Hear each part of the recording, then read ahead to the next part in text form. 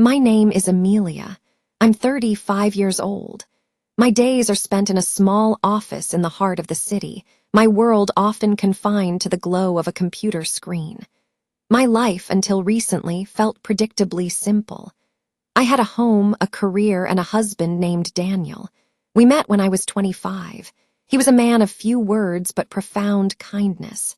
I fell for his gentle smile and the way he listened, truly listened, when I spoke. After a year of courtship, we were married. The beginning was a beautiful haze of affection. Daniel would bring me flowers on random weekdays. He opened every door for me. He would ask about my day and hang on every word. We'd walk through the park, our hands intertwined, and I felt an unshakable sense of safety by his side. But that feeling has faded. Now we inhabit the same house, but it is no longer a home. It's just a cold, quiet space. He sleeps beside me each night, yet I feel as if I am lying next to a complete stranger. I can hear the soft rhythm of his breathing, but the sound only amplifies my profound loneliness. There are no goodnight kisses, no morning hugs, only a vast, echoing silence. Each morning, Daniel leaves for work before the sun is fully up. There is no goodbye, no "did you sleep well?" He simply grabs his briefcase and vanishes out the door. His evenings are a mirror image. He returns late, sometimes eating the dinner I've prepared, other times murmuring that he already ate with someone else. I've learned not to ask who. Last Thursday, I cooked his favorite dish, a creamy pasta. I waited until 9:00 p.m., but the table remained empty. I sat there, watching the clock's hands creep forward. At 10:30, he finally came home. "Hi," I offered, my voice barely a whisper. He glanced at me, his expression unreadable. "Hi." As he unlaced his shoes, I tried again. "I made pasta for you." He looked toward the kitchen, then shook his head. "I'm not hungry." He walked straight to the bedroom. That night, we lay in bed with our backs to each other. The space between us felt like a chasm. I closed my eyes, listening to the suffocating quiet, a lump of unshed tears forming in my throat. I willed them not to fall. I believe he was turned away from me, too. In the morning, it was the same routine, a quick shower, and he was gone. No good morning, no take care. Just the final click of the front door. I remained on the bed, staring at the blank wall, motionless for what felt like an eternity. At work, my focus was shattered. I made careless mistakes. My boss asked me to proofread a report, and I forgot to save the changes, forcing me to redo hours of work. A chill seemed to have settled in my bones. My thoughts kept circling back to Daniel. Was this my fault? Had I become boring? Had I lost my appeal? That evening, I decided to make a deliberate effort. I bought fresh chicken and crisp vegetables. I tidied the entire house. I wore a lovely blue dress he once complimented and even spritzed on the perfume from our early years together. I cooked a warm, fragrant dinner, lit a small candle, and I waited. Daniel arrived at 8:45.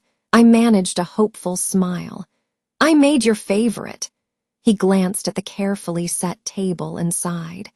"I'm tired. I'll just eat later."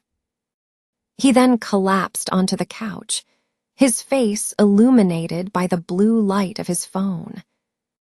I sat across from him, silent. I picked up my fork and ate my meal alone. The food was hot, but my heart was cold as ice. I kept watching him, praying he would look up, say something, anything. He never did. After clearing the dishes, I sat on the couch next to him.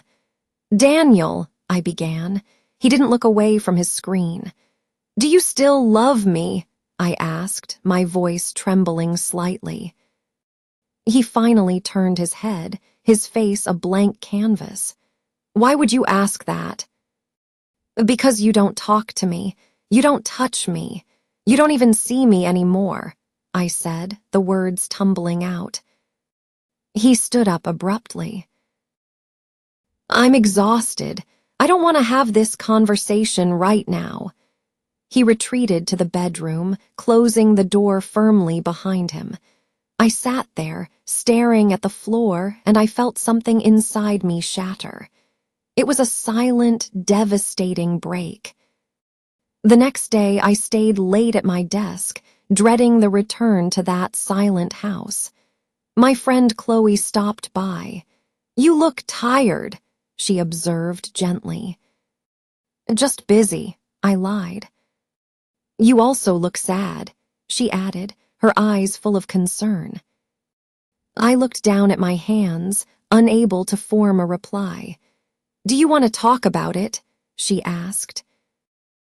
I shook my head. Maybe later. That night I got home around 8:00 p.m. Daniel wasn't there yet. I sat in the kitchen sipping tea, my phone screen dark and lifeless. No messages, no missed calls, nothing. At 11:30 the lock turned. Daniel walked in, quiet as a shadow. He didn't seem surprised to see me awake. Hey, he mumbled, heading for the bedroom. He smelled of perfume. A strong, sweet scent that was not mine. A sharp pain pierced my chest, but I remained silent, my fingers gripping my teacup tightly. I followed him to the bedroom and lay down. He switched off the light, and the bed felt simultaneously too small and too vast. I did not sleep. In the morning, he woke up in a rush. I have an early meeting. I'll be late tonight, he said as he tied his shoes. I just nodded. He grabbed his bag and left. No kiss, no goodbye. I sat on the edge of the bed and surveyed the room. Our bed, the lamp, the mirror, our clothes. Everything looked the same, but it all felt profoundly different. I looked at the empty space beside me where he slept, and I whispered to the empty room, I sleep beside a stranger. The truth became my shadow, following me onto the bus, into the elevator, and to my desk. I didn't know what to do, how to fix something that no longer had a voice. At lunch, I sat outside with Chloe. Is it still Daniel? She asked softly. Yes, I confirmed. You don't look happy. I don't know how to be happy anymore, I admitted. She looked at me with deep sympathy. Then maybe it's time to ask yourself the hard question. I didn't respond, but I knew exactly what she meant, and I knew the answer could change everything. The following morning, I left the house before Daniel was even awake. I didn't want to see him. I just needed space. At work, I tried to drown myself in tasks, answering emails, printing documents, making coffee. But my heart was a lead weight in my chest. I couldn't force a smile. I wondered if anyone else in the world felt this specific kind of invisible loneliness, if my silent scream was echoing in someone else's quiet room. At lunch, Chloe insisted I eat with her. We sat on a park bench. The sun was warm, the sky a brilliant blue, but I felt a deep internal winter. Amelia, you are not okay, she said, stating the obvious. I feel lost, I confessed. He doesn't talk. He comes home late. He sleeps right next to me, but I don't feel his presence at all. Do you think he still loves you? She asked. I realized with a jolt that I truly didn't know the answer. That night I came home at 7:00.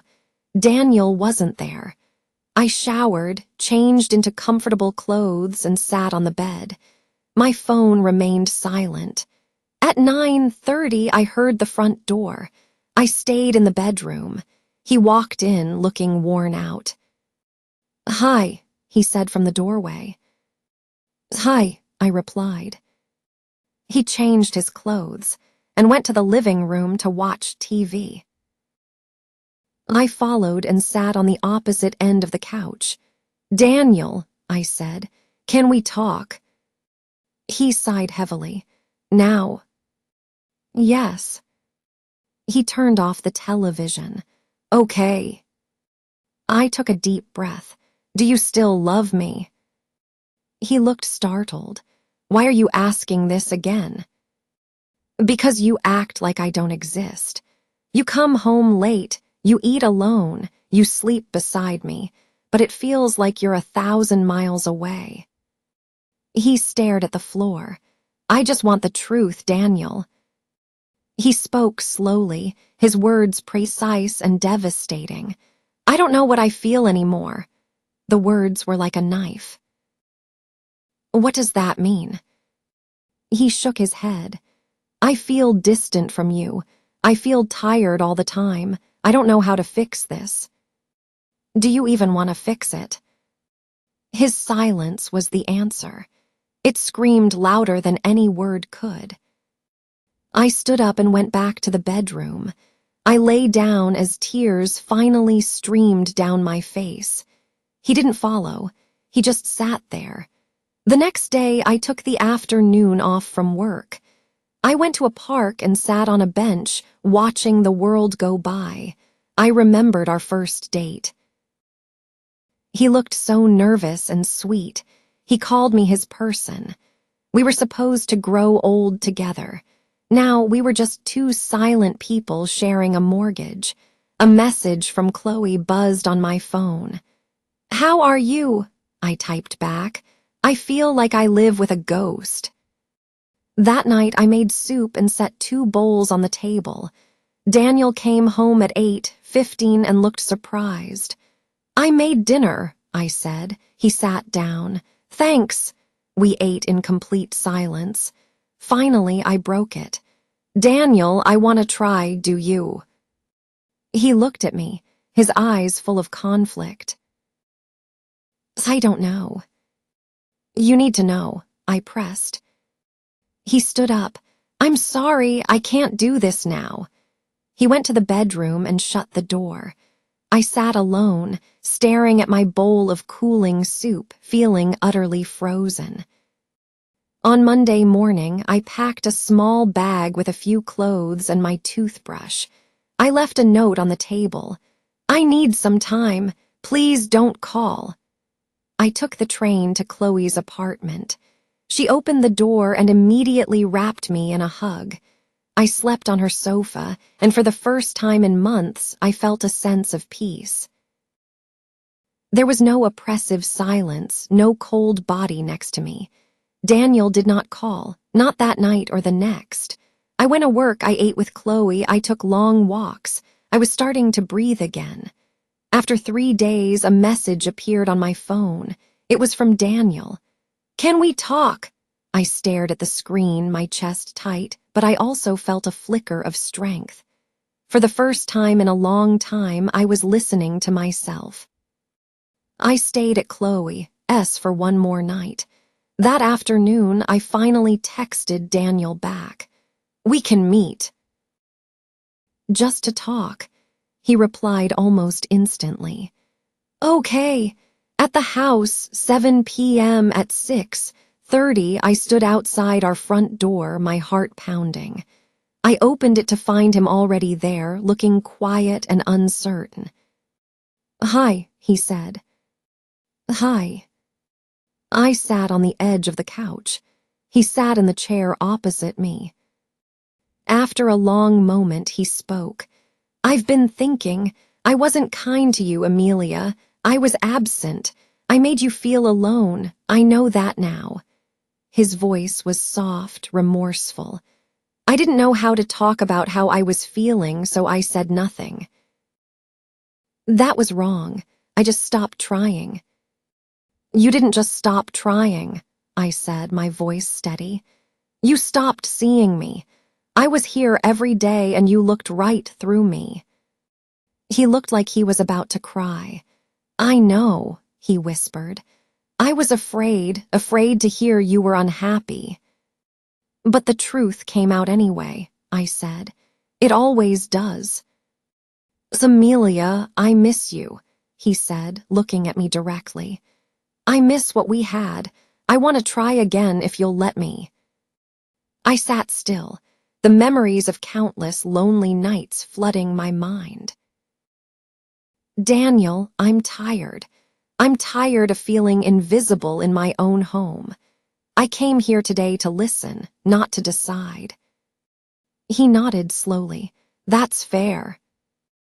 I don't hate you, I added, but I don't know if I can trust you again. Not yet. He accepted it. I'll wait. So I picked up my bag. I'm going to go now. Take care, he said as I walked out the door. The air outside was cool, but for the first time in years, my heart felt clear. Over the next few weeks, I stayed with Chloe. I went to work, I listened to music, I read. I smiled more. Sometimes I cried, but the pain was slowly becoming lighter. One weekend, we met again, this time at a small coffee shop. He looked nervous. I started seeing a counselor, he said quietly. I was surprised. Why? To learn how to talk, he said. To learn how to listen, to fix the parts of me that forgot how to care. He looked at me, his gaze sincere. Not for you, for myself, and maybe eventually for us. We sat in a comfortable silence for a moment. I'm still hurt, Daniel, I said. I'm still unsure. I understand, he said. Sometimes I still feel like I was sleeping beside a stranger. He looked down. I was that stranger. As we finished our coffee, he asked, Can I see you again? Yes, I said, but slowly. I can do slow, he replied, and for the first time I believed him. Weeks turned into a month. We met weekly. Just coffee, walks in the park, small talk. He continued his therapy. I continued to rediscover myself. One Sunday, he looked at me across a table and said, You look lighter. I feel lighter, I admitted. That night, I looked at an old photo of us, laughing and young. I didn't cry. I smiled a small, tentative smile. A message from Daniel came through. Thank you for giving me a chance to change. I typed back. It's not a second chance. It's a new one. We were not back to how we were. Perhaps we never would be, but we were not strangers anymore. We were two people, carefully, quietly, learning to speak again.